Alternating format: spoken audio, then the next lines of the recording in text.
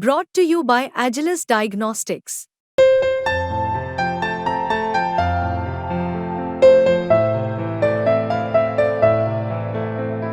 Agilus Diagnostics.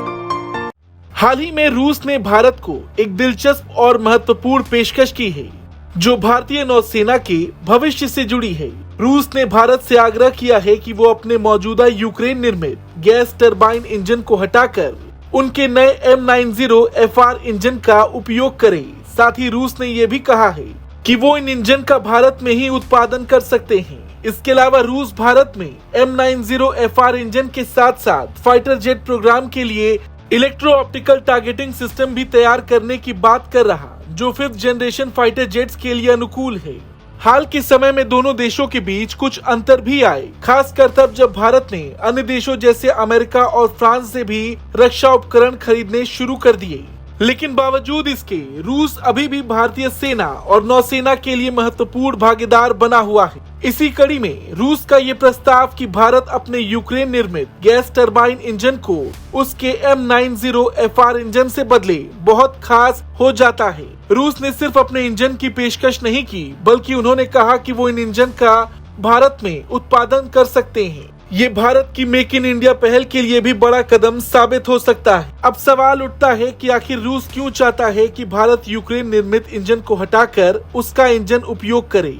दरअसल इसके पीछे कई कारण हो सकते हैं। पहला और सबसे महत्वपूर्ण कारण ये है कि वर्तमान में रूस और यूक्रेन के बीच चल रहे संघर्ष के कारण रूस नहीं चाहता कि उसके करीबी मित्र देश भारत यूक्रेन की तकनीक का उपयोग करे। दूसरी वजह तकनीकी हो सकती है। रूस का M90 FR इंजन उच्चतम तकनीक से लैस है और भारतीय नौसेना के लिए ये एक बेहतर और उन्नत विकल्प साबित हो सकता है।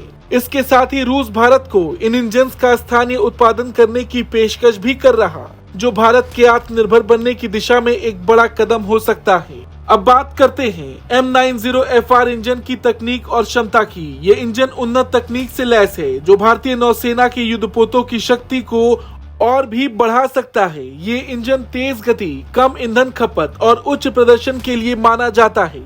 इस पूरी डील का दूसरा महत्वपूर्ण पहलू है इलेक्ट्रो ऑप्टिकल टारगेटिंग सिस्टम, जिसे रूस भारतीय फाइटर जेट प्रोग्राम के लिए विकसित करना चाहता है। ये सिस्टम बेहद खास है क्योंकि ये एक पैसिव सेंसर सिस्टम होता है जो डिटेक्शन और ट्रैकिंग में मदद करता है बिना किसी सिग्नल के इमिशन के। इसका मतलब ये कि ये सिस्टम एयरक्राफ्ट की स्टेल्थ प्रोफाइल को बनाए रखता है और दुश्मन रडार की पकड़ से बचकर लक्ष्य को ट्रैक करने में सक्षम होता है। ये आधुनिक तकनीक 5th जनरेशन फाइटर जेट्स के लिए बेहद आवश्यक है और भारत के लिए ये रूस के साथ एक और मजबूत सहयोग का रास्ता खोलता है। खैर, ये डील भारत रूस संबंधों को और मजबूत कर सकती है, खासकर उस वक्त में जब दोनों देशों को अंतर्राष्ट्रीय राजनीति में नई चुनौतियों का सामना करना पड़ रहा है।